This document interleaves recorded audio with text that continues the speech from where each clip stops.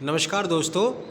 छत की ढलाई के बाद कितने दिन बाद जो है डी शटरिंग की जाए, इस पर बात करने वाले हैं आज हम। जैसे कि स्लैब कास्टिंग हो गई तो उसके कितने दिन बाद हमें बीम का सॉफिट हटाना चाहिए, कितने दिन बाद स्लैब का शटरिंग हटाना चाहिए, कॉलम का शटरिंग डी शटरिंग करना चाहिए।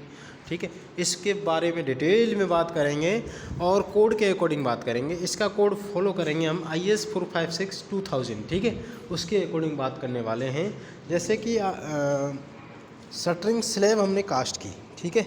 सबसे पहले इसमें जैसे कि हम पढ़ेंगे कि स्ट्रिपिंग टाइम, मैंने एक डाटा बना रखा है, टाइम वेस्ट लॉन्ग वीडियो ना बने आपके लिए, इसीलिए देखिए कोड देखिए IS 456-2000। ठीक है, इसके बारे में बात करेंगे। Stripping time, de shuttering time. ठीक है, अच्छा ध्यान रहे, form shall not be release until the concrete has achieve minimum 67% compressive strength. कम से कम 67% स्ट्रेंथ तो गेन करनी ही चाहिए कंक्रीट को, उसके बाद आप डी शटरिंग कर सकते हो। ठीक है, उसमें भी where the ambient temperature does not fall below 15 degree centigrade. ठीक है, लेकिन टेम्परेचर पे भी डिपेंड करता है, वो 15 डिग्री से ज़्यादा कम जो है टेम्परेचर होना नहीं चाहिए उस एरिया का। ठीक है, तभी आप डी शटरिंग इतने लिमिट पे कर सकते हो। ठीक है, इसको कैटेगराइज किया हुआ है, देखिए टाइप्स ऑफ फॉर्मवर्क। अब इधर minimum period before striking formwork. ठीक है, मतलब डी शटरिंग। देखिए वर्ड से आप समझ पा रहे हो, स्ट्राइकिंग फॉर्मवर्क पर स्ट्राइक करना, उसको हटाना या डी शटरिंग करना। ठीक है, अच्छा इसको कैटेगरी में बांटा हुआ है, types of formwork. A, vertical formwork जो भी होगा, जैसे कि या कॉलम का हो, वॉल का हो, बीम का हो, रिटेनिंग वॉल, शियर वॉल। ठीक है, इसका जो वर्टिकल जो भी शटरिंग होगी वो 16 से 24 घंटे में आप हटा सकते हो।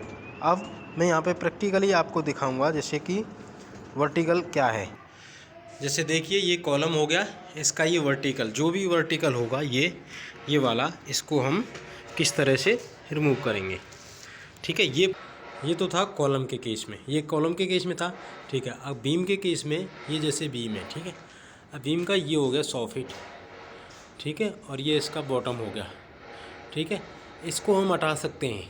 ठीक है, लेकिन ये आप एक्सटर्नल साइड में, जिसको हम साइड की भाषा में आउटर बोलते हैं ना, आउटर साइड, उसको हम 16 से 24 घंटे के बाद रिमूव कर सकते हैं। ठीक है, अब आप रिटेनिंग वॉल में आ सकते हो। रिटेनिंग वॉल में वर्टिकली दो जो लगी रहती हैं उसको हम रिमूव कर सकते हैं।